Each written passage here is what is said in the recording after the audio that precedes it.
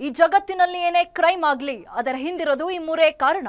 ಅಪರಾಧ ಮಾಡುವಾಗ ಪಾಪಿಗಳ ಮನಸ್ಸಲ್ಲಿ ದುರಾಸೆ, ಮೋಹ, ಆಕ್ರೋಶ, ಕಾಮ ಹೀಗೆ ಏನಿರುತ್ತೋ ಏನೋ. ಆಗಬಾರದು ಆಗಿ ಸಿಕ್ಕಿಬಿದ್ದ ಮೇಲೆ ಪ್ರತಿಯೊಬ್ಬ ಅಪರಾಧಿಗೂ ಅನಿಸೋದು, ಮನಸ್ಸಿನಲ್ಲಿ ಕಾಡೋ ಮೊದಲ ಮತ್ತು ಕೊನೆಯ ಪ್ರಶ್ನೆ ಒಂದೇ, ಇದೆಲ್ಲ ಬೇಕಿತ್ತ? ಇದೇ ಹೊತ್ತಿನ ವಿಶೇಷ. ನಕ್ಕಳು ಹೆಣವಾದಳು. ನಾನು ಕೀರ್ತಿಶ್ರೀ.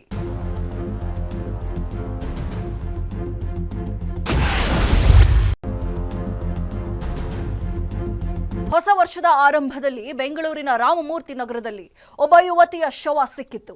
ಸುಟ್ಟು ಕರಕಲಾದ ಮನೆಯಲ್ಲಿ ಸಿಕ್ಕಿದ ಯುವತಿಯ ಶವದ ಹಿಂದೆ ಬಿದ್ದ ಪೊಲೀಸರಿಗೆ ಗೊತ್ತಾಗಿದ್ದ ಒನ್ ಸೈಡ್ ಲವ್ ಕತೆ. ಅವತ್ತು ರಾಮಮೂರ್ತಿ ನಗರದಲ್ಲಿ ಸಿಕ್ಕಿದ್ದ ಆ ಯುವತಿಯ ಶವದ ಹಿಂದೆ ಈ ರೀತಿಯ ಕತೆ ಇರುತ್ತೆ ಅಂತ ಯಾರಿಗೂ ಗೊತ್ತಿರಲಿಲ್ಲ. ಇಷ್ಟಕ್ಕೂ ಅವತ್ತು ಏನಾಗಿತ್ತು, ಅದರ ಕತೆ ಏನು ಅಂತ ಹೇಳ್ತೀವಿ ನೋಡಿ.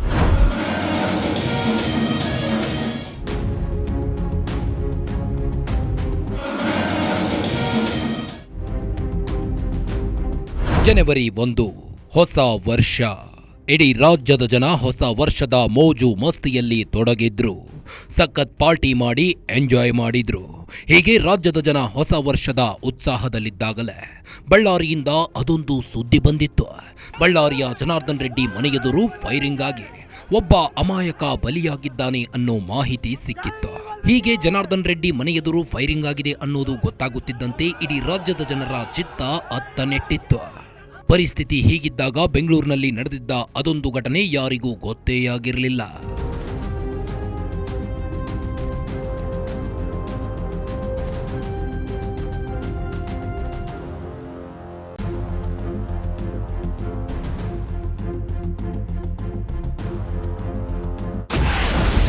ಹೊಸ ವರ್ಷದ ಹೊಸ್ತಿಲಿನಲ್ಲೇ ಬಿದ್ದಿತ್ತು ಮನೆಗೆ ಬೆಂಕಿ. ಮನೆಗೆ ಬಿದ್ದಿದ್ದ ಬೆಂಕಿಯಲ್ಲಿ ಬೆಂದು ಹೋಗಿದ್ಲು ಯುವತಿ.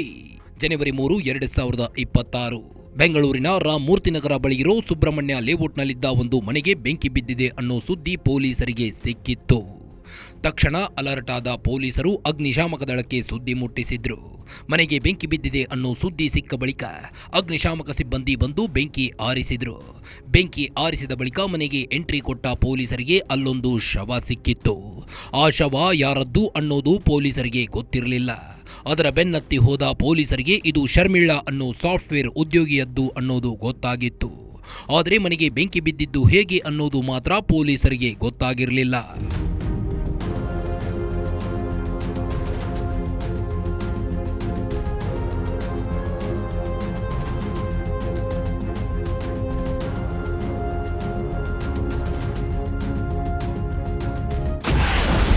ಅಸಹಜ ಸಾವು ಪ್ರಕರಣ ದಾಖಲಿಸಿಕೊಂಡ ಪೊಲೀಸರು. ಯುವತಿ ಸಾವು ಬೆನ್ನತ್ತಿದ್ದವರಿಗೆ ತಲೆನೋವಾದ ಕೇಸ್. ಯಾವಾಗ ಬೆಂಕಿ ಬಿದ್ದು ಸುಟ್ಟು ಕರಕಲಾಗಿದ್ದ ಮನೆಯಲ್ಲಿ ಒಬ್ಬ ಯುವತಿಯ ಶವ ಸಿಕ್ಕಿತ್ತು. ಪೊಲೀಸರು ಅಸಹಜ ಸಾವು ಪ್ರಕರಣ ದಾಖಲಿಸಿಕೊಂಡು ತನಿಖೆ ಶುರು ಮಾಡಿದ್ರು. ತನಿಖೆಯಲ್ಲಿ ಸುಟ್ಟು ಹೋಗಿದ್ದ ಯುವತಿಯ ಹೆಸರು ಶರ್ಮಿಳಾ ಅನ್ನೋದು ಗೊತ್ತಾಗಿತ್ತು. ಆದರೆ ಆಕೆ ವಾಸವಾಗಿದ್ದ ಮನೆಯಲ್ಲಿ ಬೆಂಕಿ ಹೊತ್ತಿಕೊಂಡಿದ್ದು ಹೇಗೆ? ಇದ್ದಕ್ಕಿದ್ದಂತೆ ಆಕೆಯ ಮನೆಗೆ ಬೆಂಕಿ ಬಿದ್ದಿದ್ದು ಹೇಗೆ? ಶಾರ್ಟ್ ಸರ್ಕ್ಯೂಟ್ನಿಂದ ಬೆಂಕಿ ಹೊತ್ತಿಕೊಳ್ತಾ ಅಥವಾ ಬೇರೆ ಯಾರಾದರೂ ಬೆಂಕಿ ಹಚ್ಚಿದ್ರ? ಹೀಗೆ ಹಲವು ಪ್ರಶ್ನೆಗಳು ಕಾಡಲು ಶುರು ಮಾಡಿದ್ವು. ಆದರೆ ಪೊಲೀಸರಿಗೆ ಮಾತ್ರ ಯಾವುದೇ ಸುಳಿವು ಸಿಕ್ಕಿರಲಿಲ್ಲ. ಒಟ್ಟಾರೆಯಾಗಿ ಈ ಪ್ರಕರಣ ಪೊಲೀಸರಿಗೆ ದೊಡ್ಡ ಸವಾಲಾಗಿ ಪರಿಣಮಿಸಿತ್ತು.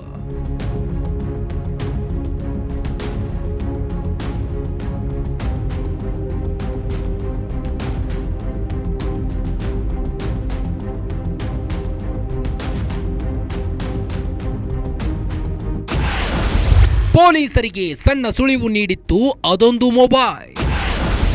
ಕೊನೆಗೂ ತಲೆನೋವಾದ ಕೇಸ್ನಲ್ಲಿ ಪೊಲೀಸರಿಗೆ ಗೆಲುವು. ಸಾಮಾನ್ಯವಾಗಿ ಯಾರೇ ಏನೇ ಕ್ರೈಮ್ ಮಾಡಿದ್ರೂ ಸಣ್ಣದೊಂದು ಸುಳಿವು ಬಿಟ್ಟು ಹೋಗಿರ್ತಾರೆ. ಆದರೆ ಈ ಪ್ರಕರಣದಲ್ಲಿ ಯಾವುದೇ ಸುಳಿವು ಸಿಕ್ಕಿರಲಿಲ್ಲ. ಪೊಲೀಸರು ಕೂಡ ಇದೊಂದು ಅಗ್ನಿ ಅವಘಡ ಅಂತ ಪರಿಗಣಿಸಿದ್ರು. ಅಸಹಜ ಸಾವು ಪ್ರಕರಣ ದಾಖಲಿಸಿಕೊಂಡಿದ್ದ ಪೊಲೀಸರು ಮನೆಗೆ ಬೆಂಕಿ ಬಿದ್ದಿದ್ದು ಹೇಗೆ ಅಂತ ತನಿಖೆ ಮಾಡಲು ಶುರು ಮಾಡಿದ್ರು.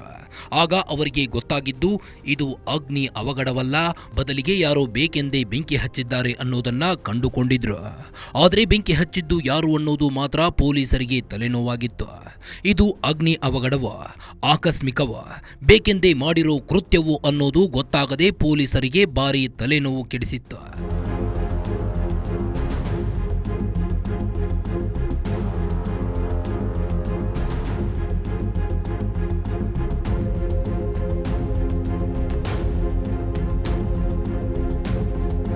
ರಾಮಮೂರ್ತಿ ನಗರದ ಸುಬ್ರಹ್ಮಣ್ಯ ಲೇಔಟ್ನಲ್ಲಿ ನಡೆದಿದ್ದ ಬೆಂಕಿ ಅವಘಡದ ಸಂಭವಿಸಿದ್ದು ಹೇಗೆ ಅಂತ ತುಂಬಾ ತಲೆ ಕೆಡಿಸಿಕೊಂಡಿದ್ದ ಪೊಲೀಸರಿಗೆ ಯಾವುದೇ ಸುಳಿವು ಕೂಡ ಸಿಕ್ಕಿರಲಿಲ್ಲ. ಹೀಗೆ ತಲೆ ಕೆಡಿಸಿಕೊಂಡಿದ್ದ ಪೊಲೀಸರಿಗೆ ಒಂದೇ ಒಂದು ಸುಳಿವು ಸಿಕ್ಕಿತ್ತು. ಮನೆಗೆ ಬೆಂಕಿ ಹಚ್ಚಿ ಹೋಗೋ ವೇಳೆ ಯುವತಿ ಬಳಿ ಇದ್ದ ಮೊಬೈಲ್ ಕದ್ದಿದ್ದ ಅವನು ಇದ್ದಕ್ಕಿದ್ದಂತೆ ಮೊಬೈಲ್ ಆನ್ ಮಾಡಿದ್ದ. ಯಾವಾಗ ಯುವತಿಯ ಮೊಬೈಲ್ ಆನ್ ಆಯಿತೋ ಪೊಲೀಸರು ಫುಲ್ ಅಲರ್ಟ್ ಆಗಿದ್ರು. ಮನೆಗೆ ಬೆಂಕಿ ಬಿದ್ದಾಗ ಮೊಬೈಲ್ ಅದರಲ್ಲಿ ಸುಟ್ಟು ಹೋಗಿರಬಹುದು ಅಂತ ಪೊಲೀಸರು ಅಂದುಕೊಂಡಿದ್ರು. ಆದರೆ ಪೊಲೀಸರ ನಿರೀಕ್ಷೆ ಸುಳ್ಳಾಗಿತ್ತು. ಮನೆಗೆ ಬೆಂಕಿ ಹಚ್ಚಿದವ ಯುವತಿಯ ಮೊಬೈಲ್ ಹೊತ್ತೊಯ್ದಿದ್ದ. ಇದೊಂದೇ ಒಂದು ಸುಳಿವಿನಿಂದ ಪೊಲೀಸರು ಮನೆಗೆ ಬೆಂಕಿ ಹಚ್ಚಿದವ ಯಾರು, ಆ ಯುವತಿಯನ್ನ ಕೊಂದವನು ಯಾರು ಅನ್ನೋದು ತಿಳಿದುಕೊಂಡಿದ್ರು.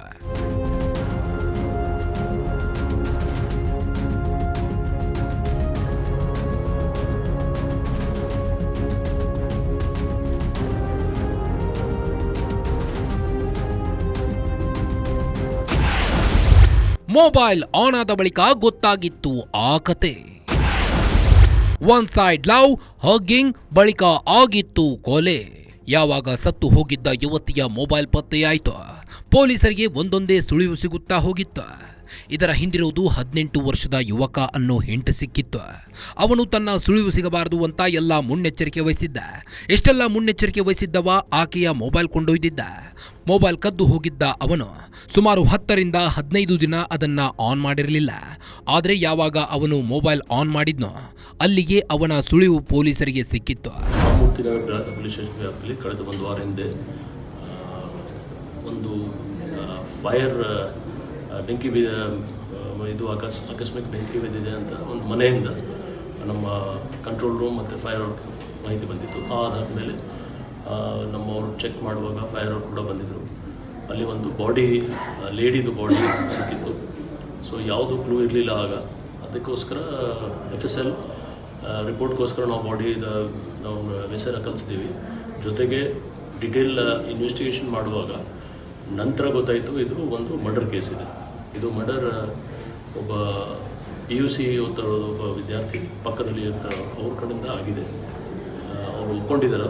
ಆದರೆ ಇದರಲ್ಲಿ ಏನೇನು ಎವಿಡೆನ್ಸಸ್ ಇದೆ ಅದು ಬಿಲ್ಡಪ್ ಮಾಡಲಿಕ್ಕೆ ನಮ್ಮ ಇನ್ವೆಸ್ಟಿಗೇಷನ್ ಟೀಮ್ ಅವರು ಪ್ರಯತ್ನ ಮಾಡ್ತಾಯಿದ್ದಾರೆ. ಸೊ ಇದು ಒಂದು ಇನಿಷಿಯಲ್ ನಾವು UDR ಅಂದರೆ ಸಸ್ಪಿಷಿಯಸ್ ಡೆತ್ ಅಂತ ತೊಗೊಂಡಿದ್ದೀವಿ. ಸಸ್ಪಿಷಿಯಸ್ ಡೆತ್ತಲ್ಲಿ ಯಾವುದೂ ನಮ್ಮ ಹತ್ರ ಕ್ಲೂ ಇರಲಿಲ್ಲ.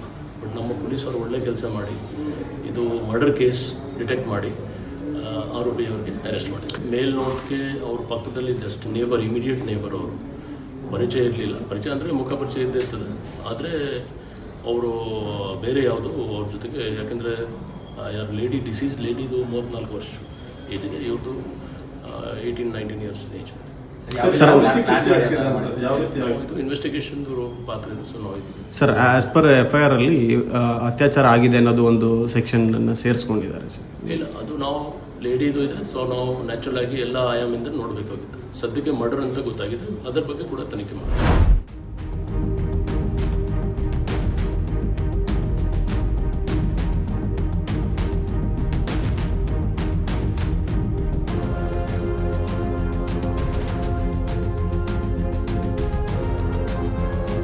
ರಾಮಮೂರ್ತಿ ನಗರದ ಸುಬ್ರಹ್ಮಣ್ಯ ಲೇಔಟ್ನಲ್ಲಿ ಘಟನೆ ಹೇಗೆ ನಡೀತು, ಆ ಹುಡುಗನನ್ನ ಪ್ರಚೋದಿಸಿದ್ದು ಏನು, ಕೇರಳ ಮೂಲದ ಯುವಕ ಶರ್ಮಿಳಾರನ್ನ ಕೊಂದಿದ್ಯಾಕೆ ಅಂತ ನಮ್ಮ ಪ್ರತಿನಿಧಿ ಅಜಯ್ ಕುಮಾರ್ ವಿವರಿಸಿದ್ದಾರೆ. ಅದನ್ನ ನೋಡೋಣ ಬನ್ನಿ. ಟೆಕ್ಕಿ ಶರ್ಮಿಳಾ ಸಾವು ಇದೀಗ ಸ್ಫೋಟಕ ಟ್ವಿಸ್ಟ್ ಒಂದನ್ನು ಪಡ್ಕೊಂಡಿರುವಂಥದ್ದು. ಮೊದಲಿಗೆ ಆ ಒಂದು ಘಟನೆ ಆದಂಥ ಸಂದರ್ಭದಲ್ಲಿ ಅದು ಕೇವಲ ಒಂದು ಮನೆಯಲ್ಲಿ ಬಿದ್ದಂಥ ಬೆಂಕಿಯಿಂದ ಟೆಕ್ಕಿ ಶರ್ಮಿಳಾ ಸಾವನ್ನಪ್ಪಿದ್ದಾರೆ ಅನ್ನೋ ಮಾಹಿತಿ ಕೂಡ ಸಿಗ್ತಾ ಇತ್ತು. ಆದರೆ ದಿನ ಕಳೆದಂತೆ ಪೊಲೀಸರ ಇನ್ವೆಸ್ಟಿಗೇಷನ್ ಆದ ನಂತರದಲ್ಲಿ ಇದೊಂದು ಕೊಲೆ ಅನ್ನೋದು ಈಗಾಗಲೇ ಸ್ಪಷ್ಟವಾಗಿರುವಂಥದ್ದು. ಇನ್ನು ವಿಚಿತ್ರ ಏನಂದರೆ, ಶರ್ಮಿಳಾ ವಾಸ ಇದ್ದಂತಹ ಪಕ್ಕದ ಬಿಲ್ಡಿಂಗ್ನಲ್ಲೇ ಇದ್ದಂತಹ ಕರ್ನಲ್ ಎಂಬಾತ ಏನಿದ್ದಾನೆ, 18 ವರ್ಷ 3 ತಿಂಗಳ ಒಂದು ಆಸ್ಪಾಸಿನ ಯುವಕ ಏನಿದ್ದಾನೆ, ಆತನೇ ಈ ಒಂದು ಕೊಲೆಯ ಆರೋಪಿ ಅಂತಲೂ ಕೂಡ ಈಗಾಗಲೇ ಗೊತ್ತಾಗ್ತಿದೆ. ಈಗ ನಾವು ಕೂಡ ಆ ಒಂದು ಘಟನಾ ಸ್ಥಳದಲ್ಲಿದ್ದೀವಿ. ಈಗ ದೃಶ್ಯಗಳು ಸಹ ನೀವು ನೋಡ್ತಾ ಇದ್ರೆ, ಈ ಒಂದು ಬಿಲ್ಡಿಂಗ್ ಏನಿದೆ, ಈಗ ನಾವು ನಿಂತಿರುವಂತಹ ಬಿಲ್ಡಿಂಗ್ನ ಗ್ರೌಂಡ್ ಗ್ರೌಂಡ್ ಫ್ಲೋರ್ನಲ್ಲಿ ಆರೋಪಿ ಕರ್ನಲ್ ವಾಸ ಇರ್ತಾನೆ. ಇಲ್ಲಿ ವಾಸ ಇರುವಂಥವನು ಆಗಾಗ ಈ ಒಂದು ಮಹಡಿಗೆ ಬರ್ತಾ ಇರ್ತಾನೆ. ಈಗ ಈ ಒಂದು ಡೋರ್ ಏನು ಕಾಣ್ತಿದೆ, ಪಕ್ಕದ ಡೋರು, ಅಲ್ಲಿರುವಂಥ ಫಸ್ಟ್ನೇ ಫ್ಲೋರ್ನಲ್ಲಿ ಶರ್ಮಿಳಾ ವಾಸ ಇರ್ತಾರೆ. ಅವರು ಟೆಕ್ಕಿ, 34 ವರ್ಷ. ಸೊ ಹೀಗಾಗಿ ಅವರು ಮದುವೆ ಆಗಿಲ್ಲ, ಹೀಗಾಗಿ ಇಲ್ಲೇ ವಾಸ ಇರ್ತಾರೆ. ಅವತ್ತು ಕೂಡ ಏನೋ ಎಂದಂತೆ ಅವರು ಕೂಡ ಮಾತಾಡ್ಸಿದ್ದಾರೆ. ಅಂದರೆ ಈ ಹಿಂದೆನೂ ಕೂಡ ಸಾಕಷ್ಟು ಬಾರಿ ಇಬ್ಬರು ಮಾತನಾಡುವಂಥದ್ದು ಮಾಡಿದ್ದಾರೆ. ಯಾಕಂದ್ರೆ ಇದೇ ತಿಂಗಳ ಜನವರಿ 3ನೇ ತಾರೀಕು ರಾತ್ರಿ ಏಕಾಏಕಿ ಆಕೆಯನ್ನ ಹಿಂದೆಯಿಂದ ತಪ್ಕೊಳ್ಳೋದಕ್ಕೂ ಕೂಡ ಮುಂದಾಗ್ತಾನೆ. ಆಗ ತಕ್ಷಣ ಆಕೆ ಕೂಡ ಒಂದು ರೀತಿ ಶಾಕ್ ಆಗುತ್ತೆ. ಅದನ್ನ ಪ್ರತಿರೋಧವನ್ನ ವ್ಯಕ್ತಪಡಿಸ್ತಾಳೆ. ನೀನ್ ಯಾಕೆ ಈ ರೀತಿಯಾಗಿ ಮಾಡ್ತಿದ್ಯ ಅಂತ. ಆಗ ತಕ್ಷಣ ಆತ ಎಲ್ಲಿ ಗೊತ್ತಾಗ್ಬಿಡತ್ತೋ, ಹೊರಗಡೆ ಕಿರ್ಚ್ಬಿಡ್ತಾಳೋ ಅಂತ ಹೇಳಿ ಈತ ಏನ್ ಮಾಡ್ತಾನೆ, ತಕ್ಷಣ ಆಕೆಗೆ ಹಲ್ಲೆ ಮಾಡ್ತಾನೆ. ಆಕೆ ಕೂಡ ಜ್ಞಾನ ತಪ್ಪಿ ಬಿದ್ದಿದ್ದಾಳೆ. ಆನಂತರ ಆತ ಕೂಡ ಅತ್ಯಾಚಾರ ಮಾಡಿದಾನೆ ಅನ್ನೋ ಒಂದು ವಿಚಾರಗಳು ಪ್ರಸ್ತಾಪ ಆಗ್ತಿದೆ. ಆದರೆ ಅದು ನಿಜನ ಸುಳ್ಳು ಅನ್ನೋದ್ರ ಬಗ್ಗೆ ಈಗಾಗಲೇ ತನಿಖೆ ಆಗ್ಬೇಕಾಗಿದೆ. ಬೆಂಕಿ ಹಚ್ತಾನೆ. ಬೆಂಕಿ ಹಚ್ಚಿ ಆನಂತರ ಇಲ್ಲಿಂದ ಪರಾರಿ ಆಗ್ತಾನೆ.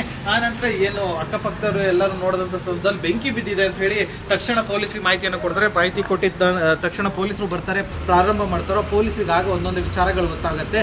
ಈತ ಆಕೆಯ ಮೊಬೈಲಿಗೆ ಏನು ಸಿಮ್ ಕಾರ್ಡ್ ಕೂಡ ಹಾಕಿದ್ದಾನೆ ಅನ್ನೋ ಮಾಹಿತಿ ಇದೆ. ಮತ್ತೆ ಒಂದು ಅರ್ಧದಿಂದ 3/4 ಗಂಟೆ ಕೂಡ ಇಲ್ಲೇ ಟೈಮ್ ಸ್ಪೆಂಡ್ ಮಾಡಿದ್ದಾನೆ ಅಂತಾನೂ ಇದೆ. ಸೊ ಈಗ ಆ ಒಂದು ವಿಚಾರದಲ್ಲಿ ಈಗ ಏನು ಅತ್ಯಾಚಾರ ಮಾಡಿದಾನ, ಮತ್ತೆ ಆ ಒಂದು ಮೊಬೈಲಲ್ಲಿ ಸಿಮ್ ಹಾಕಿರುವಂಥದ್ದು, ಹೀಗೆ ಸಾಕಷ್ಟು ವಿಚಾರಗಳು ಕೂಡ ಈಗಾಗಲೇ ಪೊಲೀಸರ ಬಳಿ ಕೂಡ ಇರುವಂಥದ್ದು.